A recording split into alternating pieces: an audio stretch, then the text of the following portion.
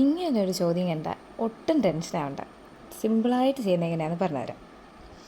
5ൻ്റെ ആദ്യത്തെ 8 ഗുണിതങ്ങളുടെ ശരാശരി എത്ര? അപ്പം നമുക്ക് ശരാശരി ആകുമ്പോൾ നമ്മളെങ്ങനെ ചെയ്യാറ്? ഇപ്പം 5ൻ്റെ ആദ്യത്തെ 8 ഗുണിതങ്ങൾ എടുക്കുന്നു, അവയുടെ ടോട്ടൽ കാണുന്നു, എന്നിട്ട് അതിൻ്റെ എണ്ണം കൊണ്ട് ഡിവൈഡ് ചെയ്യുന്നു. പക്ഷേ 8 ഗുണിതങ്ങളുണ്ട്. അപ്പം നമുക്ക് അതങ്ങനെ പ്ലസ് ചെയ്ത് പോകാൻ ഭയങ്കര പാടായിരിക്കും. അപ്പോൾ നമ്മൾ എന്ത് ചെയ്യണം? ആദ്യമേ 5ൻ്റെ ആദ്യത്തെ ഗുണിതം എത്രയാണ്? 5 × 1 5 പ്ലസ് അവസാനത്തെ 8 ഗുണിതങ്ങളല്ലേ, അപ്പോൾ 8ാമത്തെ എത്രയാണ്? 8 × 5 40 എടുക്കുന്നു, ഡിവൈഡഡ് ബൈ 2 ചെയ്താൽ മതി. അപ്പോൾ നമുക്ക് എത്ര കിട്ടും? 45 ഡിവൈഡഡ് ബൈ 2 ചെയ്താൽ 22.5 ആൻസർ കിട്ടും. അപ്പോൾ ഓപ്ഷൻ സി ആണ് നമ്മുടെ ഉത്തരം.